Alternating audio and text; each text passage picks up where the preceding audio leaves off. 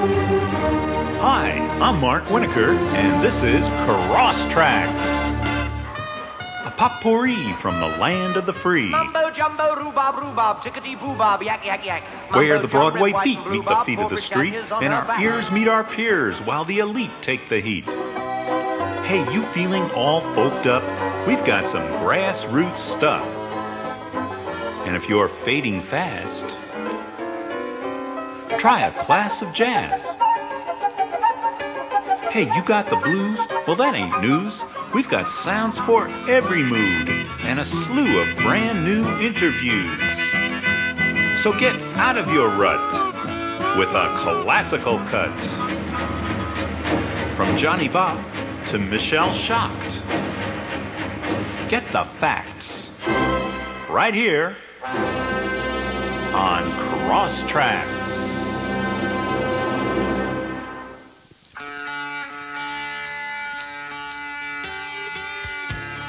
Lou Reed's gonna kick it off this morning with something we need a whole lot of. It's a busload of faith from his latest album,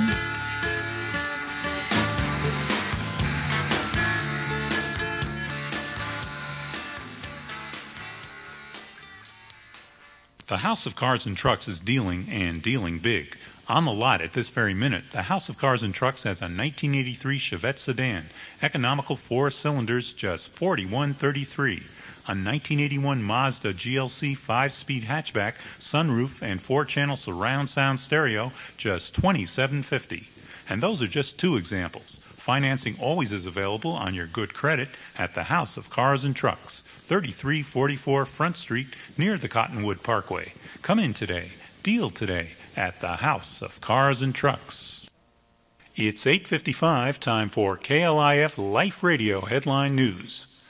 War clouds continue to darken in the Middle East as Secretary of State James Baker attempts to secure a new United Nations resolution authorizing the use of force in the Persian Gulf. Claiming that the credibility of the United Nations is at stake, Baker went on to spell out administration plans to augment its forces in the beleaguered area. Meanwhile, a United Nations conference of over 130 nations was left in a state of virtual shock and dismay as the United States spurned appeals from scientists and governments around the world refusing to make a firm commitment to limit the emissions of gases that could raise global temperatures over the next century. The United States is currently responsible for over 22% of the world's carbon dioxide emissions. In national news, 36 hours after the polls closed, it has become clear that the American people chose to sit on their hands and vote their pocketbooks. Despite scientific reports urging a turning of the tide away from our technological assault on the natural world, environmental propositions were summarily defeated from New York to California. The most dramatic loss was the overwhelming defeat of California's Big Green Initiative. Once enjoying a commanding lead, the proposition mandating radical controls on pesticides and damaging emissions was outgreened by the big money, going down almost 2-1. I'll be back with sports in just a minute. Tired of tearing your hair out trying to save the world?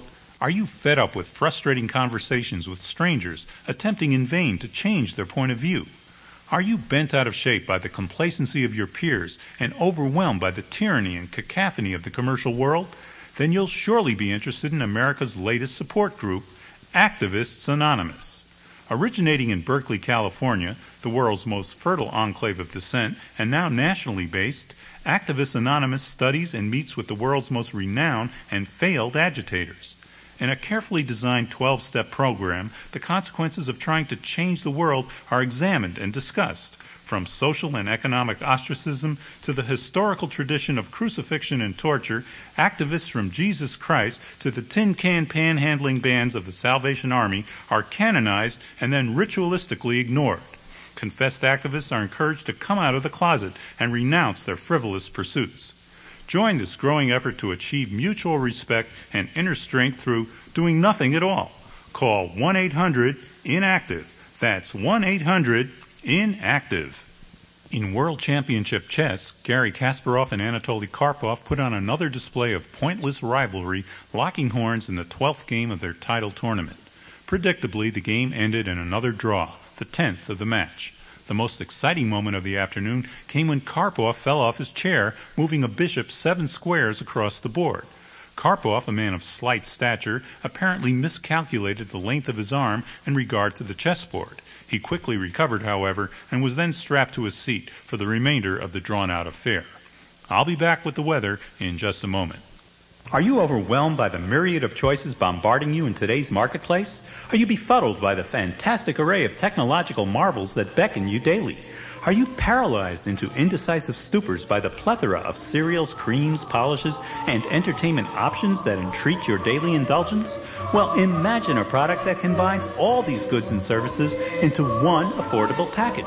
Imagine a product that deciphers your needs and fulfills your wildest fantasies. Imagine and now experience Simple Suds. That's right, folks.